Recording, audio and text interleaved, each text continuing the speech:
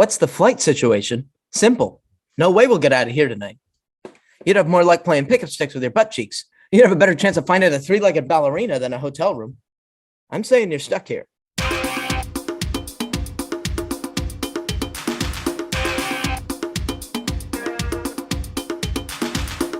You're messing with the wrong guy! Del Griffith. Del Griffith. Del Griffith. You're messing with the wrong guy! Hello, everybody. This is NYC Actors Talk Film. I'm Hunter. I'm Nick. And Nick, we have a very special guest today, don't we? Yeah, we do. We do. I guess. I guess. We have the prolific, the incredible, the farter himself, Joseph Cowdrey. Joseph Cowdrey's here. I'm the proudest critique of the fart. Okay, I'm not the farter. I would like to rebrand myself. All right, so I've you're never the been one branded as the farter, actually. Oh, you're the one who talks farts. Yes, I'll take that. NYC Actors Talk Farts. That's what. Oh my gosh! When this podcast. Oh, would you look at that? It's our last episode of all time. We've officially jumped the shark. Now we're talking about farts instead of movies. NYC Actors Talk Farts. NYC Farts Talk Farts. Then you farts, talk farts. In New York farts. farts. Oh my god. We've lost it. I like farts talk New York farts. I like you replace farts with everything. Farts. As it should. All right. Can't talk about anything else. So welcome to our Planes, Trains, Automobiles episode. This is our third John Candy episode in our John Candy mini-series where we talk about his biggest and most prolific work, and this is definitely a big one, boys. So we've covered Stripes, we've covered Splash, and now Planes, Trains, and Automobiles. So this is a big one in more ways than one because finally he's like in the movie most of the time. Literally, I was gonna be like, "Wow, finally we're watching a movie that he's in." Yeah, like he's actually like one of the main characters. We love to see it. Like finally, objectively the most important part of the movie too. Oh, it's like great. It's great. Yes, he's the star. He's the star of this movie. So Joseph, you're a big fan of this movie, right? Oh yes, I love Planes, Trains, and Automobiles. Yearly watch, of course. Yes, it's a Thanksgiving movie. It's a classic. It's a holiday classic. Probably the only good Thanksgiving movie. Yeah, I mean, it's the only one I watch. I won't disagree. The only one as well, probably. Besides Thanksgiving. Yeah, yes, Thanksgiving. The I'm classic. reflecting. Yeah. I'm reflecting on all of the Thanksgiving movies that there are, and I can't think of any. Yeah, seriously, so, I think it's the one like classic that you might turn on. Everything else that you're gonna bring up is gonna be like, no, remember when Tom Hanks did this one thing that no one watched? And yeah. No, I don't remember that. This is the Thanksgiving movie. So yeah, this is a John Hughes movie, 1987. This was basically at the peak of John Hughes' career. He has done at this point like 16 Candles. Has he done Breakfast Club at this point? I want to say yes. I also want to say that he did Ferris Bueller as well, too. Right, because I know Uncle Buck is later because that's our next episode. But Yeah. Oh, that's a good one too. Yeah, I think Breakfast Club had already happened. Breakfast Club yes. has happened? Okay. Yeah. I think he did the Brat Pack stuff, and then he moved on to the other stuff. No, Breakfast Club 1985. So yeah, before this movie. Cool. And Ferris Bueller is 86. Okay, so that was also before this. Yeah, it was 140 pages, and Steve Martin said, "Too long. it's just too long, John. Too long." It started off as like a really long script. Steve Martin took it and he was like, "Oh, okay, like you're gonna cut it though, right?" And John Hughes is like laughing, like, "Cut it." So like, you know, like he goes in thinking he's gonna do like this 4-hour movie. And there is a 4-hour cut out there, or at least they made a 4-hour cut. I think it might be lost to just like, I don't know, the studio. Like it might be just like so old that it's like unwatchable anymore. Like you literally can't watch it. But there was like a 4-hour cut, and then they cut it down to like 3.5 hours or something like that. I think they eventually cut it to 2 hours, and then it was already still too long, and then they cut it to like an hour and a half. We love it. I want to see the 4-hour cut. Release The candy cut. The candy cut. There are no other hashtags. It's got to be the Hughes cut, right? Yeah, I think it's got to be Hughes because he's the director. Yeah, so hashtag release the Hughes cut. I'll say we can call it the Hughes cut, but I think the hashtag can be the candy cut, because that like, ooh, that's such a got a nice ring to it. I agree. The candy cut. The candy cut. The candy cut. The candy cut can.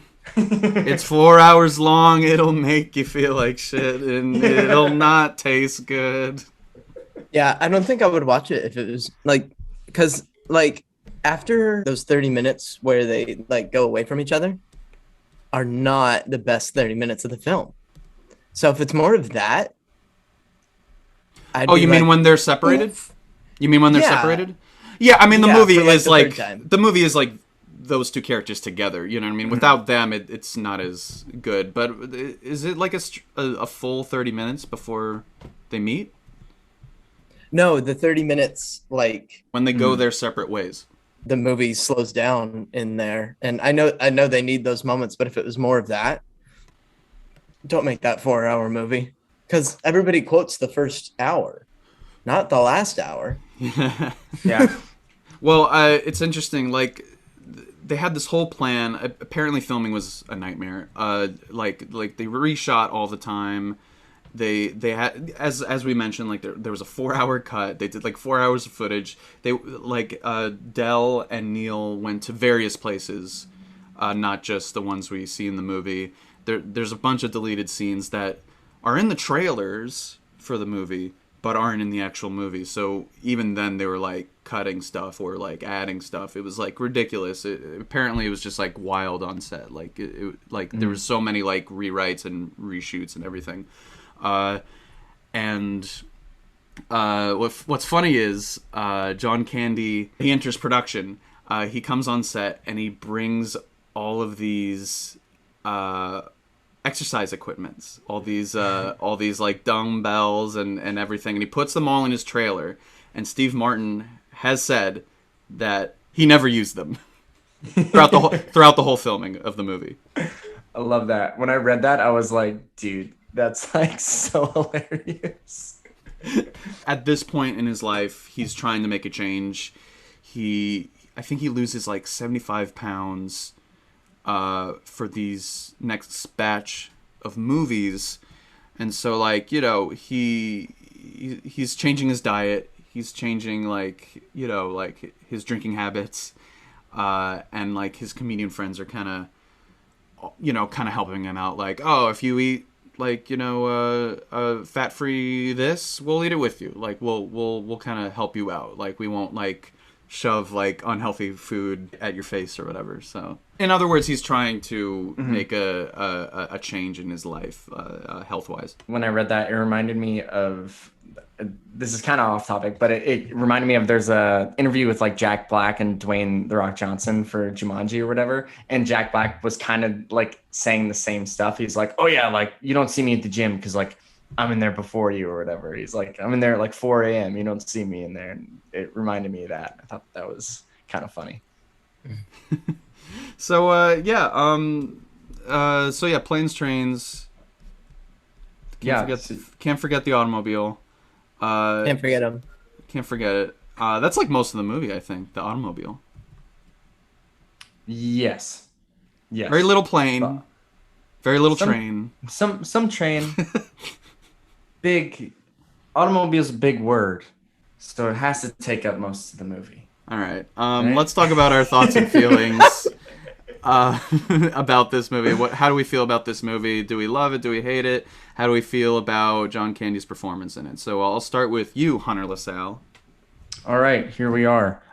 This is my first time seeing this movie. I thought that I had seen it before, but I must have confused it with another movie, I think. But first time viewer here. And I fucking loved every moment of this movie. I thought it was so funny. Like Steve Martin and John Candy just like they play off of each other so well. And it was just so fun. I wish there were more movies with the two of them starring together. Like it made me want more of it. But yeah, I love this movie. I think it's hilarious. And I think we all have those like comfort movies. This has been and like added into my comfort movie collection. Like I'll watch this like every Thanksgiving. Like I'll put it on if I don't know what to watch and I just want to like watch them before bed. I'll put this movie on. I loved it. It was awesome. Awesome. Joseph, you're longtime fan of this movie, right? Oh my gosh. What the fuck was that? Did you fart? Was that your fart? No. Oh. What is going on? Your farts sound like a car like driving No, away. there's a man leaf blowing my porch. I live in an apartment complex and It's all he right. has to quickly blow everything away. Okay, now we can. He's got to quickly blow, okay? He has to quickly blow. He has to do it so quickly. Love it, of course. This is a classic. This is something my dad was excited to show me. You know, this is like our dad's generation. They're like their gift to us. They're going, hey, I want to watch this with you. I don't know if that's anyone else's relationship with movies, but my dad showed me a lot of these older ones and started the whole lifelong thing here. Yeah, this is one of those nostalgia, quote the whole thing, not exactly analyze it, but know every corner of the movie and, you know, turn it on while you're cooking Thanksgiving dinner. And there's no other Thanksgiving stuff. So this one never gets waylaid till next year or anything. It's there. Love it. It's nostalgia for, yeah. When I think of the word nostalgia movies, this is like top 5. Yes, and featuring the leaf blower guy, we love to see it. Featuring leaf blower guy. Can you still hear him? A little bit, but it's fine. It's fine. Yeah. Oh, Sorry. here. Let me just shut the window. Yeah, it's just funny. Oh, it smells like diesel in here now. Oh, I can smell it, dude. I love it. Dude, did you turn on the fart mic?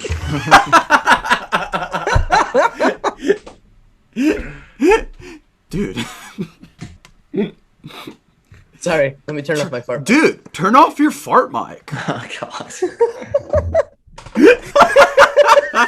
I really dug this movie too. This is my second time watching it. I watched it roughly around Thanksgiving time a couple years back. I love John Candy in this. I think he's incredible. I think he, you know, it just checks off everything I want in a performance, basically. He makes you laugh, he makes you cry. Like, it's just so, like, sincere. It's basically like, you know, this unchanging man in a changing world.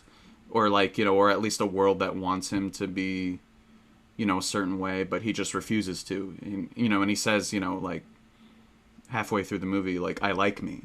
You know, I like who I am. And, you know, like, I can be maybe a little overbearing, you know, I talk too much, whatever, but I like myself. And I think that's such an interesting character that, like, you know, because, like, most movies would just make him, like, annoying, you know, like, where it's just, like, totally just a joke, like, yeah, isn't this guy just the worst? But instead, he's the best, and I love him in this. But Steve Martin's great, too. I think it's very frenetic, very fun. Not terribly dated, surprisingly. I really thought, even though I watched this movie recently, like the first time recently, I was still like, oh, maybe I missed something though. Like maybe there's like a really problematic part in it, but there really isn't. It's pretty wholesome. It's pretty great, and I like it a lot. So yeah. Yeah. So it reminded me of Due Date, with Robert Downey Jr. and Never Zach seen it, Galifianakis. but I heard it's like kind of Yeah. good, right? Oh, it's really funny. But while watching this movie, I was like, oh, I see what they were trying to do here. Like Yes. it really pays homage to this movie. But why I bring that up is because you were saying, oh, it would be so like easy to make him just like the annoying guy, which Zach Galifianakis, like I love him. I think he's hilarious, but he does play like, oh my God, I imagine being stuck on a fucking trip with this guy. Whereas John Candy plays it like, oh, like I can see how somebody would be annoyed or whatever, but he's very wholesome and very like, oh, but I love this guy. Like I really like him. He's really likable. Yeah, like you would actually want to hang out with him. Yes, exactly. Yeah, the problem isn't Dell, it's Neil's reaction. Neil gets way too bothered by things. I mean, I'll give it to him. I mean, there were socks in the sink and everything, so I'll give it to him. But like, And his underwear was in the bathroom. it was in the bathroom. He was Hey, using it can you as a pull my towel. socks out of the sink before you wash your face? You know, just like wiping away, and it's like, oh, it's his undies.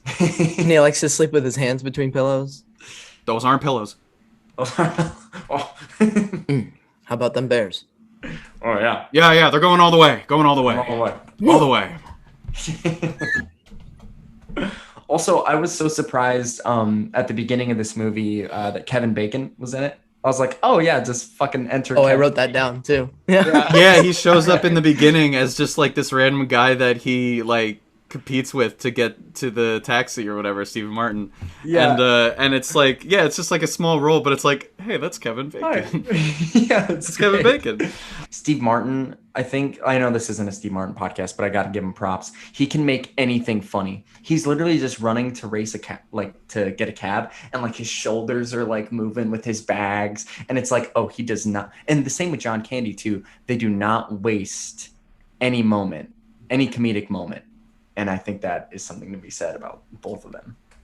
Absolutely. I mean, yeah, just the way he like gets mad, Steve Martin too, is just like and he's just funny. And you know, it's like, yeah, he's like moving around, he's like going ee, and it's like funny, like, but it's never like so much where you're like, I don't believe it. You know what I mean? Like it's more like it's funny, but it's like I could still like buy it, and it's not like totally out of this world where I'm like, what am I watching here, kind of thing. And so like, you know, like both of them, Steve Martin and John Candy, like ground themselves perfectly for this movie, because this movie is kind of a cartoon, which is why I like it too. But like, you know, so like it has that kind of like, you know, unnatural kind of vibe to it. Like, you know, like the one that stuck out to me is like the whole car chase, and then like once it's all done and Steve Martin has his hands on the wheel, and then he like kind of takes his hands off, but like there's a dent on the wheel, and it's like so cartoony, where it's like any other movie I'd be like, I don't know about that, but like in this movie I bought it. You know, it's like Yeah. silly zany stuff like that. Like the laws of physics almost don't really matter in this, but you still find it entertaining and fun, and you also still care about the characters. Like you still care so much about John Candy in this. Yeah, the whole thing is very like cartoony, but also realistic. And in the same way, like, oh, I feel like anybody that like travels like more than once in their life, like has had like a trip like this, that it's just like everything's going wrong, and it's so relatable. You Yeah, know? apparently John Hughes like had a trip that was so hectic that he wanted to make a movie about it. Yeah, and that's so awesome. Like, and it's so he does it so good. Yeah, I mean, like, you know, I like John Hughes. I don't know if I went back to 16 Candles, I know I would hate it, because I know it's kind of racist and kind of rapey and a little problematic. But I do recognize it as like, you know, obviously like an important movie, you know, for quite a few reasons. But like this one, like, it's just wholesome, you know, like there's not, as I was saying, like there's nothing like dated terribly besides the music, and we'll get into the music. But like it's like it just makes you feel good. It's a vibe. You know, it's just a hangout road trip movie, and I love road trip movies, especially, you know, like movies like Finding Nemo or whatever. Basically, like or Apocalypse Now, a recent example of a movie that we watched, you know, in the past like year or so. But like that's kind of like a road trip movie where it's like we just go from one vignette to another, but there's always a through line of like, okay, you're following this character on this journey. And this works more than something like Green Knight, hot take, in my opinion, because I know you haven't seen Green Knight yet, but but I like Green Knight. I did. I do. I did. I'm dead. But I think the journey isn't as substantial, in my opinion, as the movie thinks it is. So like when we get to like the destination, it's not like I'm not feeling like, whoa, like I just went through so much. In this movie, I do. In this movie, I'm like, whoa, like so much happened. If I had to critique something, I wish maybe we got a little more. Maybe we had a little more when it comes to like another sequence or two, just to like, you know, see them bond just like even further. That's more of a nitpick than anything else. But I think like, you know, like, oh, like for example, like The Last of Us. Like The Last of Us is definitely like a road trip, like journey. Like the journey is more important than the destination kind of thing. Yeah. And yeah, I love it there too. And I think it really takes its time with everything, including planes, trains. I just maybe wanted just like maybe a little bit more.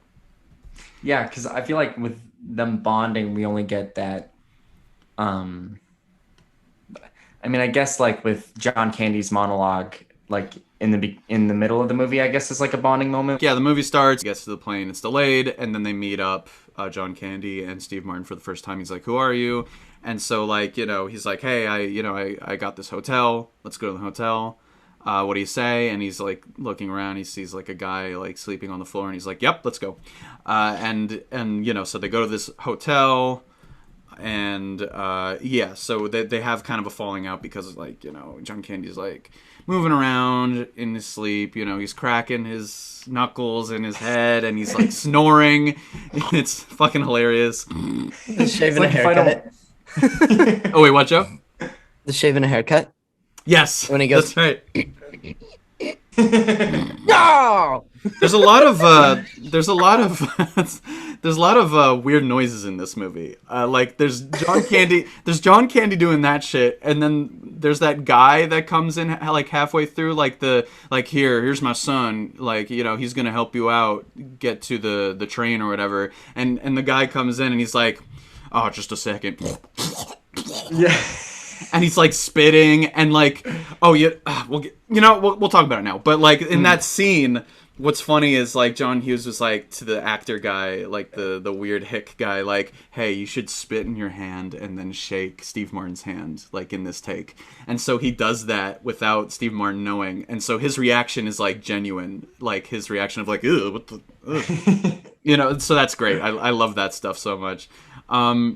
But yeah, so sorry to interrupt you, Hunter. But yeah, so yeah, we're in the hotel and they have kind of a falling out, like, "Hey, like stop it, you're so annoying," you know, and whatever. So yeah, and then you kind of mentioned it before too, where he's like, "I like me, like my wife likes me, like I might not be like everybody's cup of tea or whatever." And I guess like that's a bonding moment that we get, like, because afterwards Steve Martin feels really bad. And like, because he was gonna leave or whatever, and he goes like crawling back into bed, and I wrote down it reminded me of like an old married couple, like in just the way that they shot it too was just like so interesting, and how it reminded me of that, because I was like, wow, like you guys are like meant for each other in some odd couple way. Yeah, and when they wake up, you know, like he's on top of Steve Martin, he's kissing his ear. How'd you sleep last night? Perfect. With my hand between two pillows. Those aren't pillows. Such a good John Candy role. Yeah, let's talk about his performance a little bit more. He's so likable in this. He has an infectious laugh, and you know, it's once again, it's not like overbearing though, but like you definitely see like why Neil, right? That's Steve Martin's character.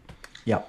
Yeah, you totally understand why Neil would be annoyed for sure, but you know, as you said, Joseph, like he's really put upon that, like he'll kind of get mad at anything. Mm-hmm. Yeah, I think well, most of John Candy's roles are that kind of they're not people who need as much of a character arc as anything else because they're already taking life with a grain of salt. They're everything's a gas, you know. They're like, yeah, the way it goes is the way it goes, and like, so there's nothing particularly wrong with him. But if he meets the wrong guy, if he meets someone who's particularly high strung, yeah, then there's an issue. Which they finally found a place for John Candy to be on screen for a long time, without having to like experience much growth as a character. Yeah, totally. You know, it's just acceptance, and he just learned. Oh, okay. Let's get the socks out the sink so I don't not be overbearing. That's his growth. Like if that's the only thing you need to learn, you're golden. But I mean, there's nothing you can put on John Candy, and that's why I think he's so good in those bit roles because he's already there. Yeah, I mean, I will say, I mean, I'm not well versed in the John Candy verse, but Candyverse. yeah, like the only John Candy movies that I've seen have been Splash and Stripes, but I have seen Cool Runnings. But I feel like this was different in a way because like this had so much heart to his character, like especially what we find out at the end, and we'll get there. But it's just like I don't know, there was so much there, and it almost demands a rewatch to like know the bit of information that we get to know. You know what I mean? Yeah, I mean, he just has this carefree attitude, but yeah, it does hit different, his performance, than some of his others, because yeah, you do really immensely feel for him and his like situation, because like, you know, he's not a doofus, you know what I mean? He's yeah, he can be a little like weird and like eccentric, but like he knows when he like maybe not fucked up, but he knows when he like might be a bit much. Like probably my favorite scene of the whole movie is when he's talking to his wife in the car, you know, and he's like, "I did it again, Marie. I made someone annoyed with me again," you know, something like that. And it's just like, fuck, man. Yeah. Like that's so, you know, in some ways relatable, you know, when it comes to just like, you know, being insecure about who you are, because like even though he does say earlier in the movie like I like me, I like, you know, I'm fine with me, you know, he's still insecure. He's still like a little like, oh, did I take things too far? And I think that's really interesting, and that's, I think, a brilliant shade to the character. He's self-aware. He's not a doofus. Exactly. Yeah. Put so perfectly, I think, right there, Nick. That was perfect. Yeah, it just works because he needs it so bad, you know? He's been 8 years and he's clearly well versed in traveling. And he's clearly a good guy because he can get anyone to buy his shower rings. So he's clearly like a friendly guy, but like he finally meets someone who has to stick around for long enough. And it's like, if I don't do this now, it's like Beauty and the Beast. If I don't do this now, it's probably never. That's the stakes for him. I mean, clearly he feels that way because he's just like calling on his dead wife. Yeah, you know, he likes to talk to her. And We don't know that she's dead. We never saw it, okay? Ooh, She never died on screen. Conspiracy MCU theory. rules. Oh my gosh, conspiracy theory. MCU rules? Is that what you said? She never died on screen. MCU rules. She never died on screen. She actually never died on screen. She's actually gonna be part of the next phase of movies. Oh god. She's gonna get her own solo movie. Yeah, they're gonna turn her into the bronze fart or whatever. Bronze she's fart! The bronze fart! And John Candy, his alter ego, is picking up sticks with his butthole. Oh god. But it's butt cheeks. Butt cheeks, sorry, not butthole. I'm sorry. Excuse me. I'm sorry. Whoa. Sorry. If you start The talking butthole, the butt cheeks. Stop. Sorry. If you sorry. say one more time, this is going downhill so fast. Look at Hunter. He's had enough. His alter ego will be butt cheeks. How about that? That's perfect. Or the butt cheeks? The butt cheeks. Anyway, so how did we get here? gosh, How do I have we no always idea. get to here? No, Why does I want to this play off of always it, but I happen? really don't as well. This always Oh my happens. This gosh. always happens. So what are you eating, sir? It's applesauce. I don't know. Why are you like like you're licking it? Yeah, why Ew. isn't there? Why don't you have a spoon? Where's your spoon, Joe? They're over there in the drawer. Then get a I'm spoon. trying to save time. I'm just trying to You got like have a time. little snack here while You got to get a spoon. No, we good. All right. I don't need This to is go all all the staying way. in, by the way. This is all staying in. Oh yeah, perfect. Sure. So, but yeah, so like, just to kind of get through like the main plot points, Hunter, what happens after like their big like fight? Yeah, so they have a fight. They wake up cuddling, butt cheeks, hand in pillows. Hell yeah, And then hell yeah. all of a sudden there's a break-in, and then they don't even realize it till they're at a diner being like, oh no, I'll pay for it. And then Steve Martin accuses John Candy of stealing all of his money. And then he's like, honestly, and then they both realize that they got fucking robbed. But John Candy says that he has a friend that has a train or whatever, and he can get them on this train. And then Nick, as you said, the Owen guy comes and picks them up and is like, "What's up, everybody? I got whatever." And how you said when he spits in his hand, the improv there, I thought that was like, you can almost tell too. Like I didn't know it while watching the movie, but you could totally tell. You totally can because and we all know this because we're actors, but like he's kind of smiling when he does it. The guy who's like spits in his hand and shakes Steve Martin's hand, he's kind of like smiling a little bit, like, "Hey guys, thanks." Got something good here. Yeah, got something good. Got something good here. Hang on. I'm really gonna surprise you. Yeah, been cooking something up. Been cooking something. You guys are disgusting. This is NYC actors are disgusting. Are disgusting. Now this is NYC actors are disgusting. All right. Anyway, they get on the train. It fucking breaks down, and when they get on the train, at this point, I'm thinking, what else is gonna go wrong? What else is gonna? And then of course the train breaks down, and then they get on a bus. And then I'm pretty sure at this point, Steve Martin's like, "Oh no, like peace, right? Like it's a gift. Like we're good." And they right because I think after the train thing falls through, they meet up again, and he's selling the shower rings as earrings or whatever, and they talk, and he's like, "Oh, I think we're slowing each other down. I think we have to go our own ways." And John Candy can see right through him, which is why I love the character too, because once again, he's not dumb. Like he knows what's up. So he's like, John Candy's like, "All right, I see how this Probably is." had it happen before.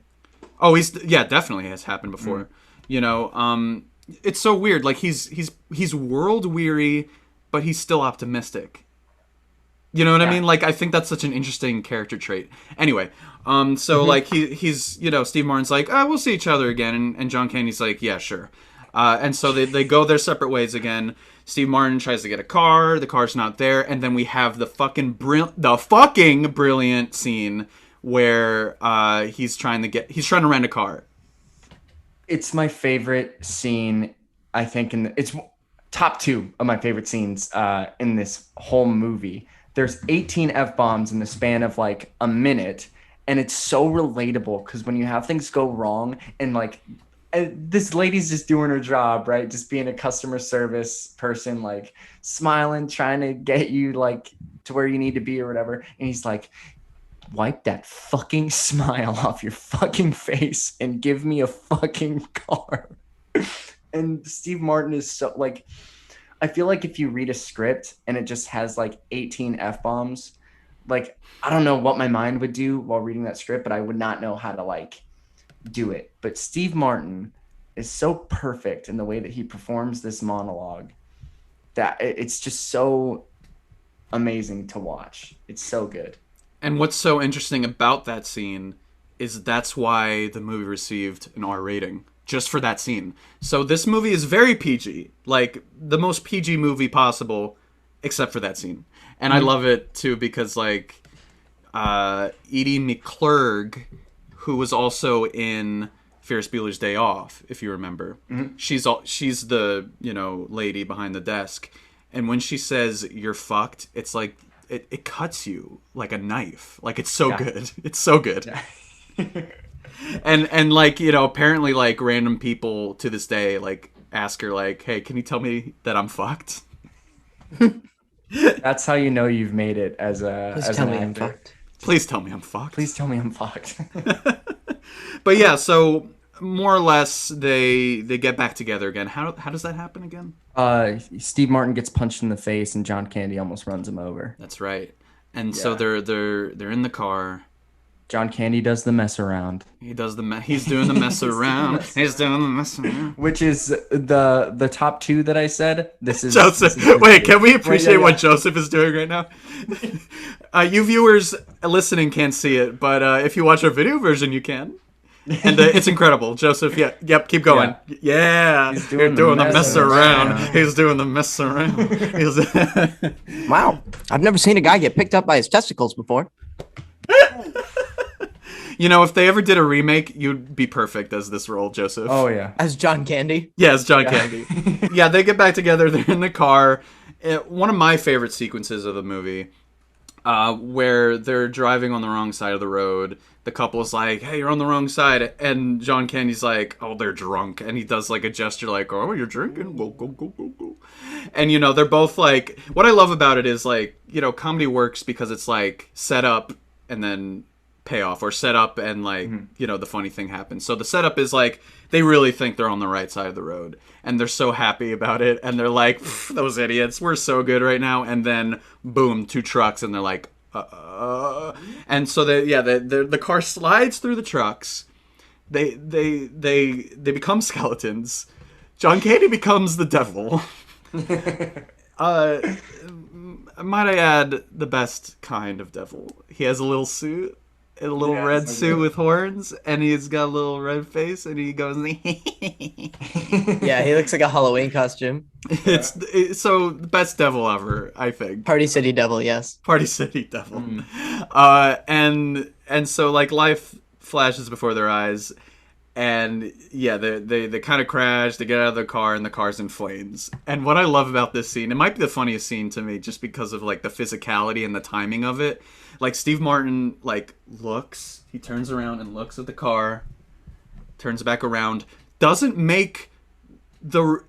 have a reaction that you think he would have. Like because he looks at the car, he turns around and he's just kind of like, oh. I fucking love that. And then John Candy does the same thing, and then they both kind of look at each other, and they start laughing. And I fucking love that. Like, they start laughing, and then John Candy's like, yeah, actually, that's your car. Yeah. Yeah, that was the drop. Like, that's the drop. It's like, ha ha ha, payoff. Oh, that was your car, after all. I used your card, yeah.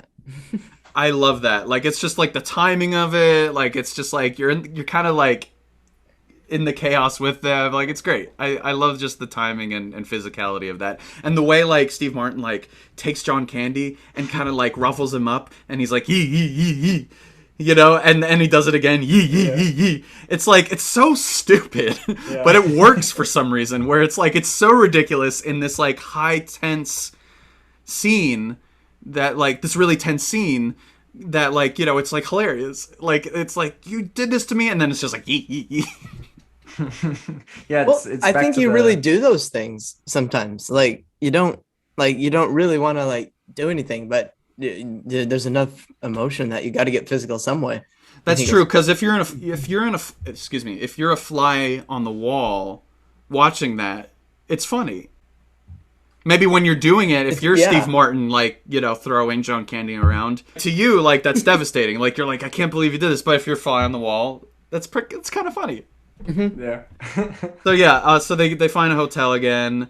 You know, they're hanging out, they're drinking, they're eating, they're like, once again, a really wholesome scene where they're finally like, he's finally like opening up a little more. Like Steve Martin, like, I think throughout the whole movie, like, there's a part of him that always kind of liked Dell, because like there's like multiple points in the movie where he could have just left him, but he kind of looks at him, you know, with his briefcase, you know, his luggage, you know, he's just kind of doing his own thing, and Steve Martin's just like, no, I gotta help him out. Like, I like, I'm an asshole, but like for whatever reason, I know I like this guy, and I know I want to help him out, and so I really like that. Sorry, That's like that's like the I think that's set up from the beginning. We only get like 10 minutes of it. Well, not even. But you see he lives the most uh, not Neil. Steve Martin's character lives the most boring life. He's like, "Oh, now I'm 4 hours late to be with my family to decide that we need to meet again because nothing's happened." And like even the people around him are boring. Everyone was in that building was boring. He needs some Del Griffith brand chaos. I think that it's kind of like a morbid like I need something I need something to add a little pizzazz to this situation. Exactly. So like, yeah, what near the end when they get to the motel, like I think that's like when he's like really when he has really opened up to him. Like, okay, like I see you out there by yourself in the car. I have my own room. You don't. I have to let you in. You know what I mean? It's not like, I guess I will. Like, it's not like out of pity or like, I guess I have to. It's more like, no, because I want to do it. I want to let you in. And I think that's great. Once again, nitpicky brain. I feel like, if we maybe, got to know Steve Martin's character like even more and like kind of see like why is he such an asshole and everything, like I think that would have made the movie like even deeper and exactly what I want. But like once again, like it's all very very Yeah. good stuff. It's very good. We may have just seen him at a high stress moment. We don't even know, do we? Yeah. He might be a really chill guy. He just really doesn't like not being in first class. He's even used to first class. That's what he's saying. Oh, you're right. I never thought about that. At this point, they're officially like friends now, and so but they have to go their separate ways again, right, Hunter? Yeah, well, John Candy finds them a truck to get him to the train station. And then once they get at the train station, it's like, okay, like I'm going home now. This has been great or whatever. And then Steve Martin gets on the train and he has a introspective moment. That was also, I thought that this was really interesting. Apparently I don't know much about the details, but apparently they didn't know like the exact ending that they wanted. But John Hughes left the camera on while Steve Martin was in the train, and like Steve Martin was just thinking apparently about his like next lines or whatever. And that was the introspective moment where we see where he's being like, oh, I should go back. Because apparently it was just like this beautiful moment that John Hughes caught on film and Steve Martin had no idea, that I thought was awesome.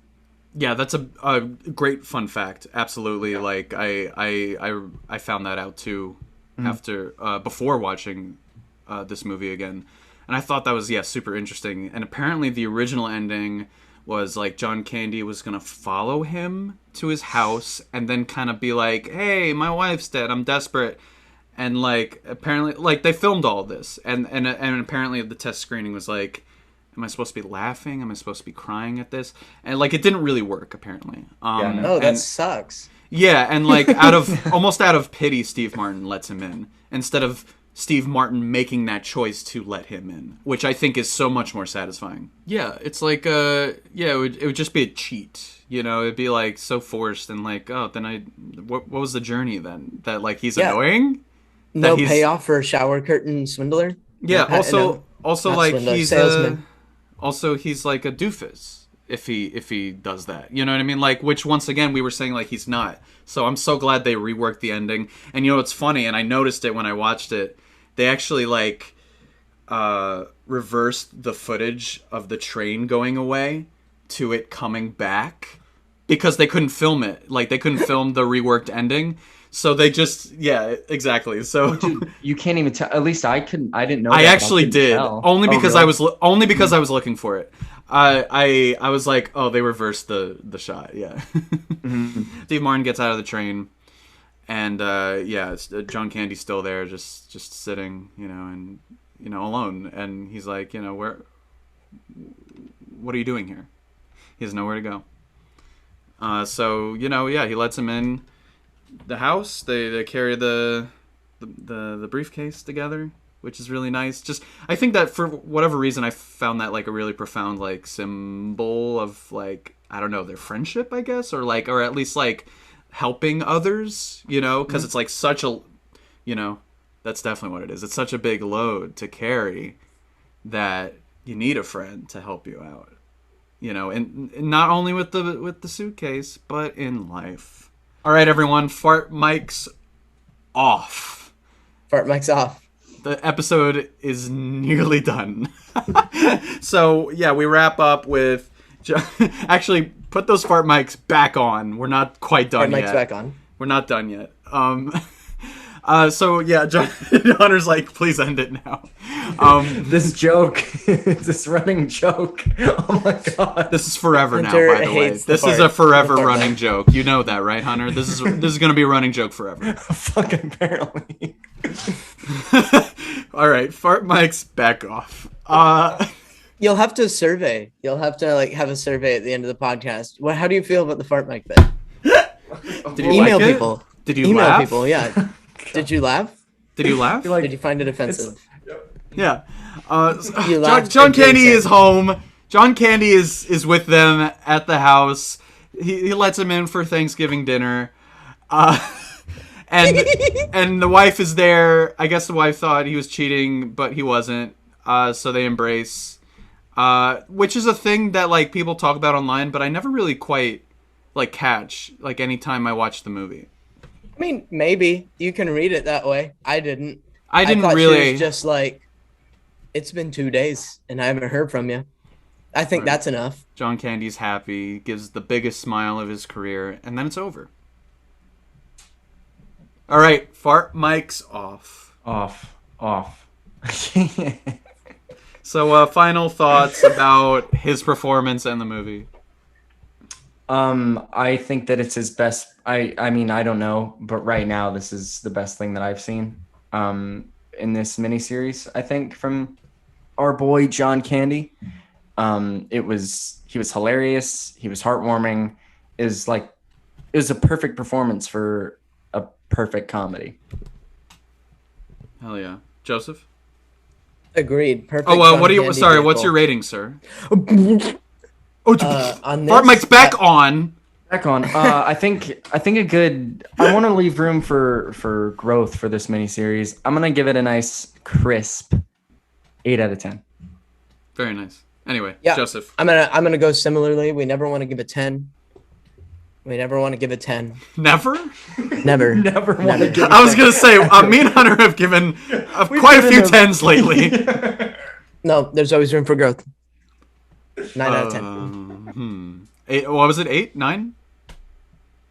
I'll do a 9. 9 out of 10 because 9 out of 10. 9 out of 10 because we're constantly improving. We're always getting better. Never want to be 10 out of 10. 'cause All then right, you've Joseph, learned all your there is fart to learn. mic is on. Oh, sorry. All right, now give your rating. 9 out of 10. 9 out of 10. No, you're supposed to say 10 out of 10. That's what makes the joke work. Wonderful song, the Dale Griffin. But that's such an 80s song. It's very dated, but I love how dated it is. I love how 80s it is. I like it. I like the movie. 8 out of 10. I think John Candy is wonderful in the movie. I think he's far and away the best part. He's the heart of the movie.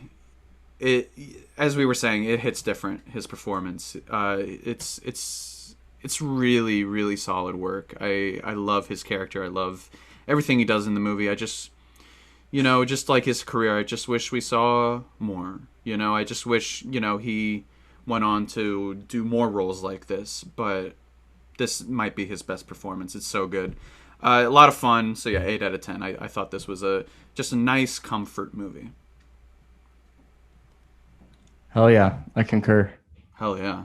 Hell yeah, dude. Thank you guys for listening to our Planes, Trains, Automobiles review. Joseph Cowdrey, thank you so much for being a Thanks for having me. Yeah. a fartacular guest. Fartacular. Hunter? They're You just alright? not. It's just not good. They're not getting better. They're not getting better. They're not worse. getting better. It's going downhill. Yeah. It's going downhill fast. Rest in peace, Fart Mike. Rest in peace, Fart Joke Mike. Hall of Fame. You can find us on Spotify, Apple Podcasts, anywhere you listen to podcasts. We have a YouTube channel where we do video versions of our episodes. We have a website, NYC Actors Talk Film. Thank you, Joey Dalton, for the amazing artwork. As always, you're messing with the wrong guy!